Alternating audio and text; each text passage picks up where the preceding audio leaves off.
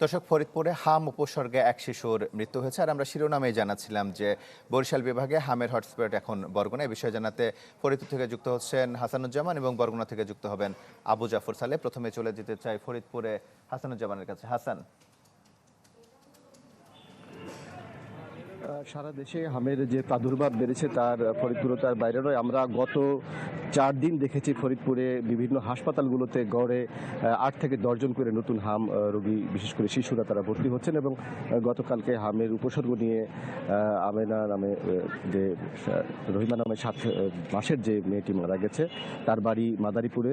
এবং তিনি কিন্তু বাচ্চাটি কিন্তু উপসর্গ এবং প্রকট আকার অর্থাৎ সিরিয়াস অবস্থায় কিন্তু ভর্তি হয়েছিল, যে কারণে তাকে আর চিকিৎসা দিয়ে বাঁচানো যায়নি। আমরা প্রতিনিয়ত লক্ষ্য করছি যে ফরিদপুর সদর হাসপাতাল এবং ফরিদপুর মেডিকেল কলেজ হাসপাতালে কিন্তু আজকে পঞ্চম দিনের মতো রোগী ভর্তির সংখ্যা বাড়ছে। এবং আজকে লিলি আল্ট্রাসফট সিরাম জেল, যা গভীর থেকে স্কিনে দেয় 3 গুণ সিরাম হাইড্রেশন। সিরাম জেল হাইড্রেশনে ব্রাইট থাকো সব সিজনে।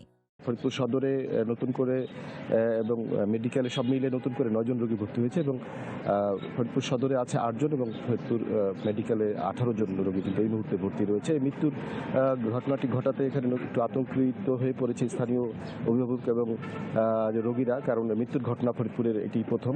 তবে চিকিৎসকরা এবং হাসপাতাল কর্তৃপক্ষ যেটি বলছেন যে আতঙ্কিত না হয়ে যে পরিবেশে চিকিৎসা নেওয়া দরকার এবং যত দ্রুত সম্ভব এই ধরনের উপসর্গ দেখা দিলে চিকিৎসকের কাছে পৌঁছে যাওয়া এবং তাদের পরামর্শ নিয়ে চলার কথা বলছেন তারা। এবং হাসপাতাল কর্তৃপক্ষ এবং আমরা সরেজমিনে যেটি দেখেছি যে ফরিদপুর মেডিকেলে এবং সদর হাসপাতালে কিন্তু স্বাস্থ্যবিধি মেনে এবং যাতে সংক্রমণ ছড়িয়ে না পড়ে সেই বিষয়গুলো নিশ্চিত করে শিশুদের চিকিৎসা দেওয়া হচ্ছে এবং পর্যাপ্ত ওষুধ এবং টিকা মজুদ রয়েছে বলে কর্তৃপক্ষ আমাদেরকে জানিয়েছেন। এই ছিল ফরিদপুর থেকে সর্বশেষ।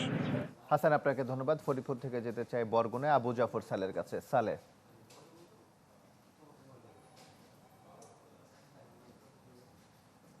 হামের যে প্রকোপ সেটি বরিশাল বিভাগে সবচেয়ে বরগুনায় বেশি দেখা দিয়েছে। আমি যদি আপনাকে বলি যে এ পর্যন্ত অর্থাৎ এই গতকাল পর্যন্ত বরগুনায় 98 জনের উপসর্গ পাওয়া গেছে, এই যে হামের উপসর্গ পাওয়া গেছে, যার মধ্য থেকে 62 জনের নমুনা পরীক্ষা করে 25 জন কিন্তু হাম শনাক্ত হয়েছে, যেটি আসলে শতকরা 40%।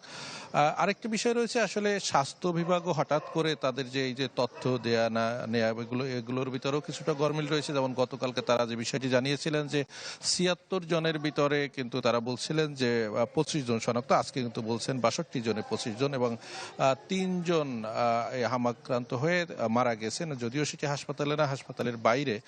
এবং গত 24 ঘন্টায় 14 জনের উপসর্গ নিয়ে কিন্তু অনেকে যারা চিকিৎসা নিয়েছেন এ পর্যন্ত, যেটি হাসপাতাল কর্তৃপক্ষ যে বিষয়টি জানিয়েছেন যে অর্থাৎ যারাই এখানে ভর্তি হয়েছে তারা অধিকাংশই তারা চিকিৎসা নিয়ে চলে গেছে। 8 থেকে 10 জন এখন হাসপাতালে ভর্তি রয়েছে এবং এই বরগুনা জেনারেল হাসপাতালে 37টি বেড হাম আক্রান্তদের জন্য আসলে এখানে প্রস্তুত রাখা হয়েছে। আর যে বিষয়টি রয়েছে যে এখানে যদিও বরগুনাতে দীর্ঘদিন ধরেই কিন্তু নানান চিকিৎসা সেবা নানান সংকট আসলে আগে থেকেই রয়েছে, যেটি ঔষধ এবং অন্যান্য অব্যবস্থাপনারও বেশ কিছু বিষয় রয়েছে, কিন্তু হঠাৎ করে হাম আক্রান্ত বা হামের এই যে প্রকোপ দেখা দেয় কিন্তু আরও সমস্যা তৈরি হয়েছে, যেটি ছিল গত বছরে এই সময় কিন্তু ডেঙ্গুর যে রেড জোন বরগুনা ছিল, আবার এই হামের প্রকোপ দেখা দেয় কিন্তু অভিভাবকদের মাঝে একটি আতঙ্ক সৃষ্টি হচ্ছে। স্বাস্থ্য বিভাগ যে বিষয়টি জানিয়েছে এটি আতঙ্কিত নয়, সচেতন থাকার জন্য বলা হয়েছে। এই ছিল বরগুনা থেকে সর্বশেষ তমাল। সালে, আপনাকে ধন্যবাদ। হামের প্রাদুর্ভাবের খবর জানাতে বরগুনা থেকে যুক্ত হয়েছিলেন আবু জাফর সালে এবং ফরিদপুর থেকে যুক্ত হয়েছিলেন হাসানুজ্জামান।